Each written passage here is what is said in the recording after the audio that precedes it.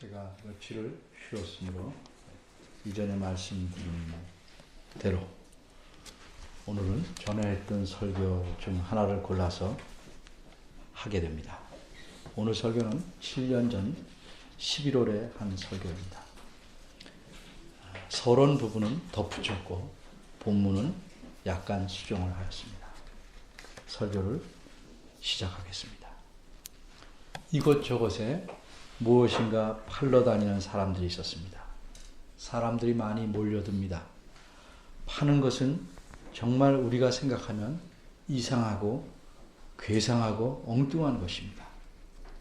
그것을 돈이나 재물을 주고 사면 하나님께서 죄를 없게 해주신다는 것입니다. 이것을 면죄부라고 합니다. 천주교는 이 일을 하루나 이틀 또는 1년이나 2년 행한 것이 아닙니다. 무려 700년이 넘게 이 일을 행해왔습니다. 종교개혁이 일어나지 않았다면 얼마나 더 계속되었을지 알 수 없을 정도입니다. 천주교가 왜 이런 어이없는 일을 저질렀는가? 로마의 교황이 성당을 짓는 비용과 천주교의 부족한 재정을 해결하려고 이런 기가 막힌 짓을 저지른 것입니다. 그럼 어째서 수많은 교인들이 그렇게 오랫동안 이 면죄부라는 증서를 샀을까? 한마디로 하나님의 말씀인 성경을 올바로 알지 못했기 때문입니다. 종교개혁이 일어나기 전까지는 교인들은 성경을 직접 읽을 수가 없었습니다.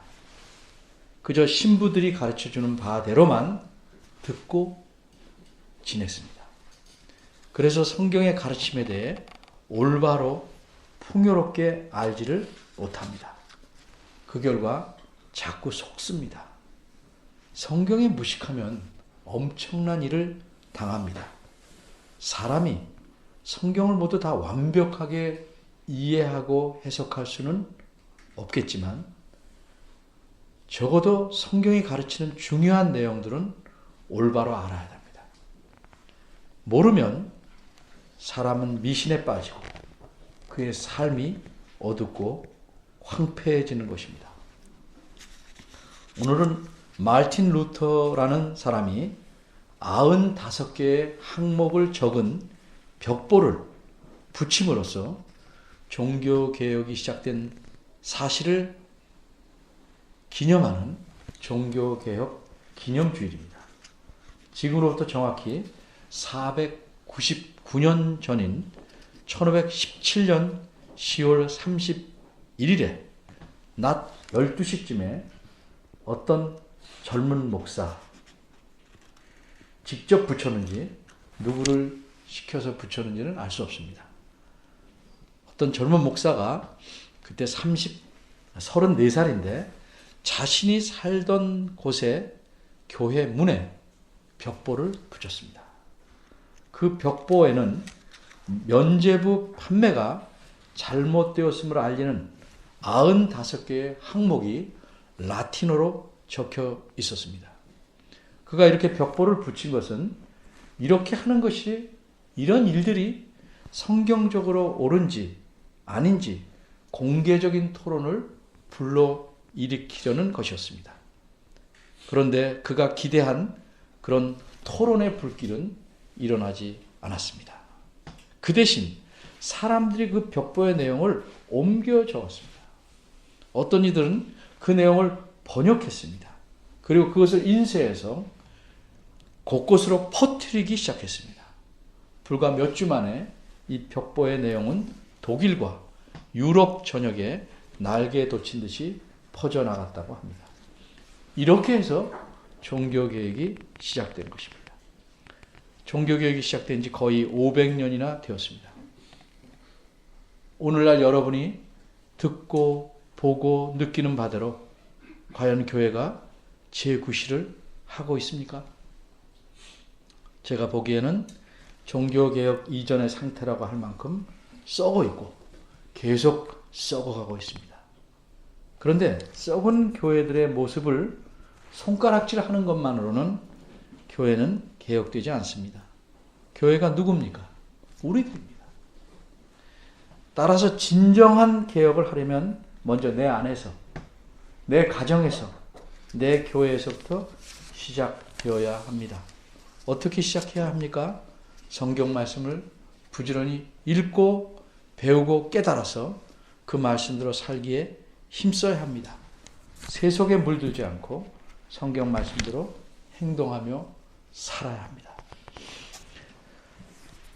이제 본문을 설명하겠습니다. 고린도 후서는 사도 바울이 고린도 교회에 보낸 두 번째 편지입니다.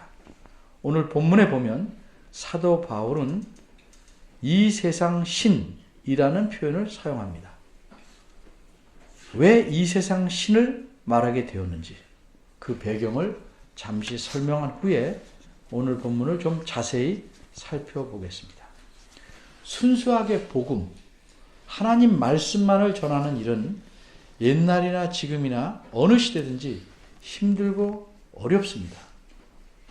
왜 그렇습니까? 사람들은 꼭 들어야 할 말씀을 듣기 원하는 것이 아니라 자신이 듣고 싶은 말만 들으려 하기 때문입니다.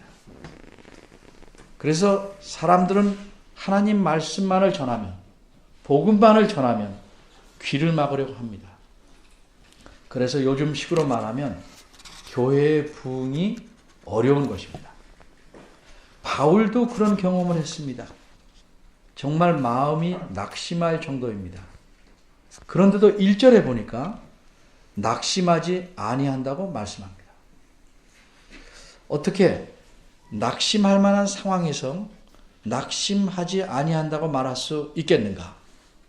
혹시 바울은 사람들의 귀를 솔깃하게 만들 수 있는 좋은 방법을 찾았을까? 이를테면 쓴 약에다가 달콤한 것을 섞어서 아이들이 먹을 수 있게 하듯이 복음에다가 달콤한 무엇인가를 섞여 보려는 것인가? 그 당시에도 복음을 전한다, 하나님 말씀을 전한다 하는 사람들이 그렇게 섞는 일을 했습니다. 2절입니다. 바울은 그렇게 섞는 일을 가리켜 숨은 부끄러움의 일 이렇게 말합니다. 몰래 행하는 부끄러운 짓이라는 뜻입니다. 그것은 교활한 짓이며 하나님의 말씀을 혼잡하게 하는 것이라고 말합니다. 그래서 바울은 하나님 말씀인 복음에 아무것도 섞지 않겠다 이렇게 말씀합니다. 그러면 바울은 어떻게 낙심하지 않을 수 있는가? 1절에서 우리가 보듯이 하나님께서 베풀어 주시는 긍휼하심 때문입니다. 사실 사도 바울이 전하는 복음에 문제가 있어서 사람들이 복음을 듣지 않는 것이 아닙니다. 문제는 사람들 자신에게 있습니다. 그러기에 3절에서 바울 선생님은 이렇게 말씀합니다. 만일 우리 복음이 가리웠으면 망하는 자들에게 가리운 것이라. 복음이란 그것을 듣고 하나님께서 구원할 자는 모두 건져내십니다. 복음은 하나님의 능력이기 때문입니다. 그럼 어째서 망하는 자들은 복음을 듣지 않을까?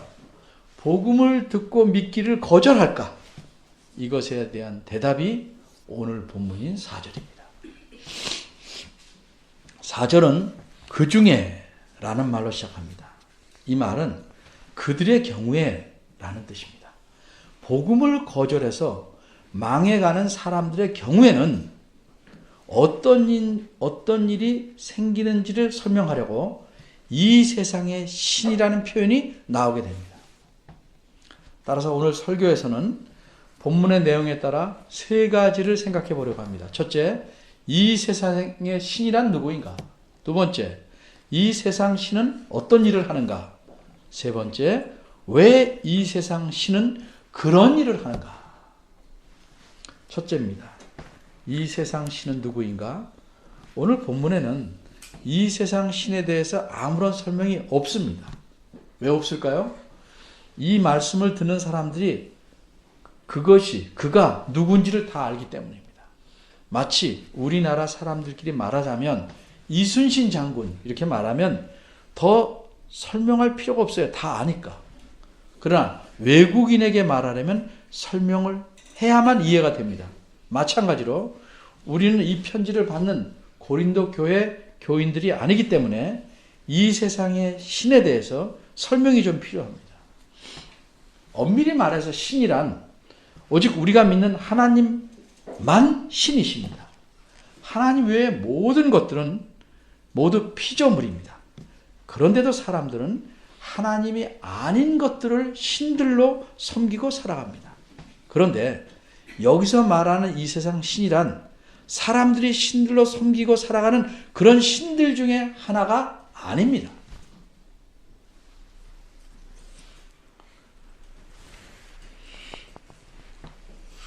이 세상 신이라는 이것은 사람들의 마음을 움직이지만 전혀 강요하지 않고 내가 자발적으로 하는 것처럼 움직여서 그런 가짜 신들을 믿고 섬기게 하는 대단한 능력을 가진 놈입니다. 이놈은 원래 천사였으나 교만한 마음을 갖고 하나님을 대적하기로 작심하고 멸망할 때까지 그렇게 살아가는 놈입니다. 이놈은 수많은 부하들을 거느리고 있는 대장입니다. 이놈의 이름은 사탄입니다. 이놈이 바로 오늘 본문에서 말하는 이 세상 신입니다. 이놈이 이 세상 사람들에게 신처럼 엄청나게 큰 영향을 미치고 있기 때문에 이놈을 가리켜 이 세상 신이라고 표현한 것입니다. 둘째입니다. 이 세상 신인 사탄이 하는 일은 무엇인가?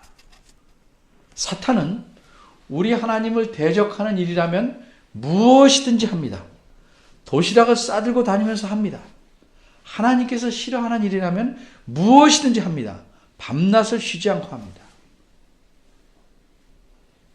사탄은 사람들이 하나님을 멀리하고 하나님 말씀을 듣지 않도록 하기 위해서 자신의 능력과 열정을 다 바쳐서 일합니다. 이 세상에서, 전 우주에서 이 사탄처럼 부지런한 놈은 없습니다. 사탄처럼 영리한 존재는 없습니다. 사탄은 자신의 나쁜 목적을 이루기 위해서 변장도 잘합니다.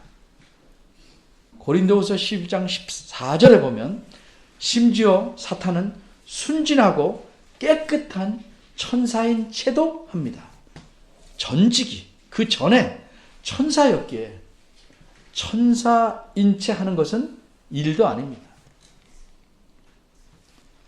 어떤 사람에게 다른 사람이 무슨 일을 하십니까? 라고 물으니까 그 어떤 사람이 이렇게 대답하는 것을 들은 적이 있습니다. 돈 되는 일이라면 무슨 일인지 다 합니다. 사탄이라는 놈이 그렇습니다. 사람을 망하게 하는 일이라면 무슨 일이든지 밤낮을 가리지 않고 장소를 가리지 않고 다 합니다. 사기꾼들은 이렇게 하기도 한답니다. 신용을 얻을 때까지는 간이라도 빼줄 것 같이 잘하다가 때가 되면 사기를 쳐서 빼간다고 합니다. 제가 아주 오래전에 어떤 목사님에게 들은 이야기 중에 심지어 새벽 기도도 잘 나와서 목사님의 신용을 얻은 후에 상당히 많은 돈을 꿔가고 아직도 소식이 없는 사람도 있다고 합니다. 사탄은 이것보다 훨씬 교활하게 사기를 쳐서 사람을 망쳐놓습니다. 예를 들면 이렇게 망쳐놓습니다. 어떤 사람이 오래된 나무에게 잘 되게 해달라고 빕니다. 근데 사실 그 나무는 하도 오래돼서 자기 한 몸도 건강하게 지키기 힘든 나무입니다. 그런데 이상하게 그 나무에게 빌면 그 빈 일이 이루어집니다. 간혹. 그러니까 그 빈 사람은 그 나무가 신비한 힘을 가진 신처럼 생각하게 됩니다. 나무를 신으로 믿으니 복음을 듣고 그리스도를 믿을 가능성이 거의 없어지는 겁니다. 그런데 누가 그 사람이 비는 대로 이루어지게 하였겠습니까? 나무입니까? 아닙니다.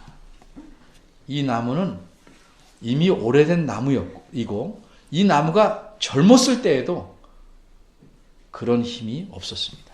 나무는 나무일 뿐입니다. 무엇인가 영험한 듯 보여도 나무는 나무고 돌은 돌일 뿐입니다. 그런데 나무와 돌을 신처럼 보이게 하려고 비는 대로 이루어주게 하는 존재가 있습니다. 그놈이 사탄입니다. 사탄은 사람이 비는 것들을 이루어줄 만한 능력이 있습니다. 사람들이 영원히 멸망에 빠지도록 이 세상에서 원하는 것들을 얻게 해주는 것이 사탄이 하는 일입니다.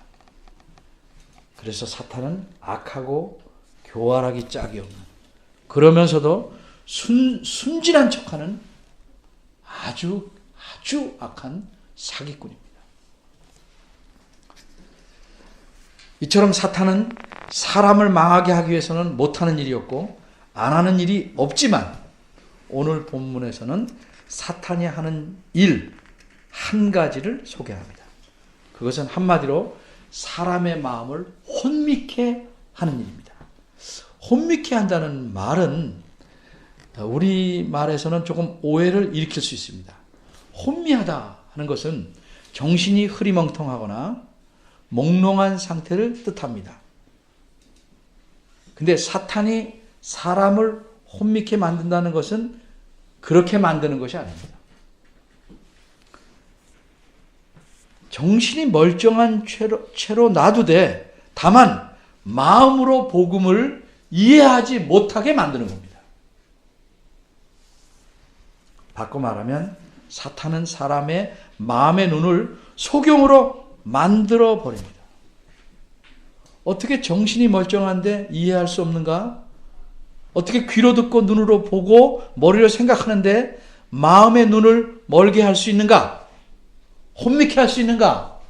이것이 사탄이 행하는 대단한 능력입니다. 예를 듭니다.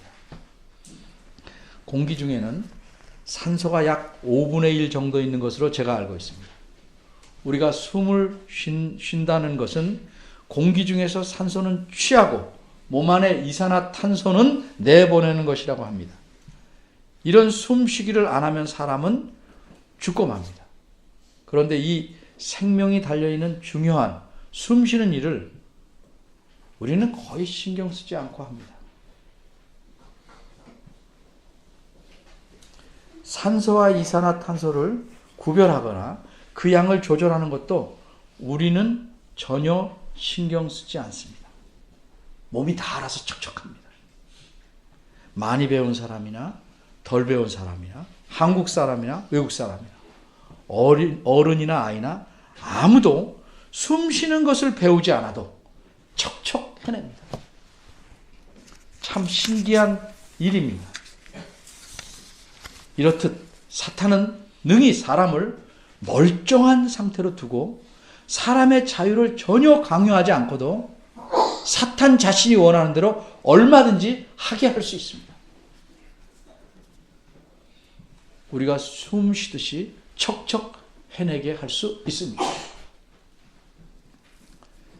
사탄은 특별히 믿지 않는 사람들의 마음을 소경으로 만듭니다. 이처럼 사탄이 사람의 마음을 소경으로 만들었기에 그들이 복음을 믿지 않게 된 것인지, 아니면 사람이 이미 복음을 거절하는 마음을 먹은 것을 알고 사탄이 복음을 더 이상 볼 수 없게 소경으로 만든 것인지, 그 순서에 대해서는 학자들 간에 이견이 있습니다. 어쨌든 사탄은 믿지 않는 사람들 가운데서 강하게 조용히 활동하면서 그들을 소경으로 만들어서 복음을 이해하거나 받아들이지 못하게 하는 일을 합니다. 그러기에 육체적으로 정신적으로 볼 때 정당하거나 분명한 이유가 없음에도 불구하고 유독 하나님 말씀을 들을 때 딴청하거나 졸거나 자거나 하는 것은 사탄의 작용이라고 말할 수밖에 없고. 셋째, 사탄은 어째서 이런 일을 하는가? 사탄은 왜 사람의 마음을 미혹하게, 즉 소경이 되게 하는가? 물론 궁극적으로 보면 사람을 영원히 망하게 하려고 합니다. 그런데 오늘 본문에서는 그 이유 또는 목적을 조금 더 가까운 곳에서 찾습니다. 4절 하반절은 이렇게 말합니다. 그리스도의 영광의 복음의 광채가 비추지 못하게 합니다. 이 말씀을 조금 분명하게 설명할 필요가 있습니다. 사탄이 어떻게 복음의 광채를 비추지 못하게 할 수 있겠습니까? 사람이 햇빛을 가릴 수는 있으나 햇빛이 비추지 못하게 할 수는 없습니다. 복음의 광채를 비추지 못하게 한다. 이 말은 우리말 성경에서는 복음의 광채를 가린다는 의미로 사용한 것입니다. 광채는 비춥니다. 다만 그것을 햇빛을 가리듯 가렸다 하는 의미로 표현한 것입니다. 따라서 4절 하반절은 찬란히 비추는 그리스도의 영광의 복음의 광채를 보지 못하게 한다는 뜻으로 이해해야 할 것입니다. 복음에는, 이 하나님 말씀에는 영광스러운 그리스도의 광채가 비추이게 됩니다. 나타나 있습니다. 복음을 바로 이해하게 되면, 복음을 바로 이해하고 보면 그 복음을 통해서 찬란한 그리스도의 영광이 보입니다. 그리스도를 가리켜 4절 끝에서는 하나님의 형상이라고 표현합니다. 하나님은 영이시기에 모습이나 형상이 없습니다. 그러나 하나님의 아들이신 그리스도께서 하나님의 능력과 성품과 지혜와 의로움과 지식 등등이 어떠하신지를 드러내셨습니다. 그리스도의 말씀과 행동을 통해서 하나님의 어떠하심을 온전하게 사람들의 눈에 보이도록 드러내셨습니다. 하루는 빌립이라는 제자가 예수님께 나와서 주여 하나님 아버지를 우리에게 보여주옵소서 그리하면 족하겠나이다 라고 하자 예수님이 이렇게 대답하셨습니다. 빌립아, 내가 이렇게 오래 너희와 함께 있으되 네가 나를 알지 못하느냐? 나를 본 자는 아버지를 보았거늘 어찌하여 아버지를 보이라 하느냐? 이처럼 예수 그리스도는 보이는 하나님이십니다. 이것이 오늘 본문에서 말한 그리스도는 하나님의 형상이라는 뜻입니다. 이와 같이 사탄은 사람들로 하여금 복음을 못 보게 합니다. 복음을 보면 그 안에서 그리스도의 영광스러운 빛을 보고 그 빛 속에 거하려고 하기 때문에 계속 사람들을 어두움 속에 가다 놓으려고 사람을 소경으로 만드는 일을 합니다. 그런데 사탄은 복음만은 아니라면 무엇이든지 눈이 뜨이게 합니다. 소경의 눈도 열어줍니다. 복음만 아니라면 무엇에든지 미치게 합니다. 복음만 아니라면 무엇에든 열중하게 하고 그 일에 깊이 빠져서 거기서 모든 만족을 다 얻게 적극적으로 지원합니다. 그렇게 해서 사람을 어두움 속에 잡아놓고 결국은 사탄 자신이 가는 영원한 멸망의 길을 함께 가려고 합니다. 이런 사실을 생각해 볼 때 우리는 얼마나 행복하고 감사합니까? 우리는 하나님의 은혜로 그 어둠 속에서 빠져나올 수 있었습니다. 우리의 힘으로 어둠에서 헤쳐나온 것이 아니라 하나님께서 우리를 긍휼히 여기셔서 그리스도 안에서 그렇게 해주셨습니다. 사도 바울은 골로새서 1장 12절에서 14절 말씀에 이렇게 표현했습니다. 우리로 하여금 빛 가운데서 성도의 기업의 부분을 얻기에 합당하게 하신 아버지께 감사하게 하시기를 원하노라. 그가 우리를 흑암의 권세에서 건져내사 그의 사랑의 아들의 나라로 옮기셨으니 그 아들 안에서 우리가 구속 곧 죄사함을 얻었더라. 이와 같이 우리는 하나님의 은혜와 능력으로 저 어둠의 수렁에서 벗어났습니다. 그리고 이제 우리는 사탄이 이 세상에서 무슨 짓을 하고 있는지 알게 되었습니다. 그러면 우리는 그리스도인으로서 또 교회로서 어떤 일을 해야 되겠습니까? 팔짱을 낀 채 나는 살아났다 안도하면서 어둠의 늪에서 죽어가는 자를 바라보고 참 안됐다 이렇게 혀만 차고 있어야 하겠습니까? 우리는 하나님 말씀을 더욱 힘써 붙잡고 순종해서 우리의 삶 속에서도 복음이 드러나게 하며 우리를 통해서 그리스도의 영광스러운 광채가 드러나게 해야 할 것입니다. 동시에 어둠 속에 있는 줄도 모르는 사람들에게 하나님 말씀을 순전하게 전해야 할 것입니다. 복음을 희석하지 않고 하나님께서 택하신 자들이 사탄의 올무에서 벗어날 수 있도록 복음을 전파해야 합니다. 이것이 교회가 해야 할 중요한 일입니다. 우리 모두 이렇게 큰 하나님의 은혜에 감사하며 또 교회로서 마땅히 할 일을 잘 감당하는 그리스도인과 교회가 되기를 바랍니다. 기도하겠습니다.